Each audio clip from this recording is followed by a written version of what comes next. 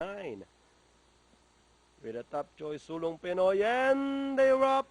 Divine Wisdom draws for your lead. Perfect timing, moving up down on the inside. In between runners, Wondrous Wind. There comes Platinum Land. Sulong Pinoy moving up down on the inside. Tucker's Diamond is on the outside. Then followed by Crystal's Pride and Kate Ganda is running at the tail of the field as they rounded a 3/4 mile pole.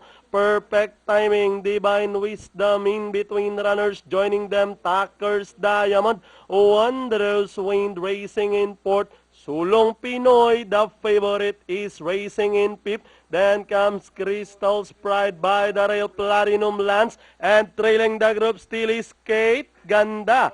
About to pass the half-mile pole. Perfect timing, still leading the field. Divine Wisdom in second. Tucker's Diamond remains in third. Then Platinum Lance. Sulong Pinoy moving up on the outside as they race towards the last 450.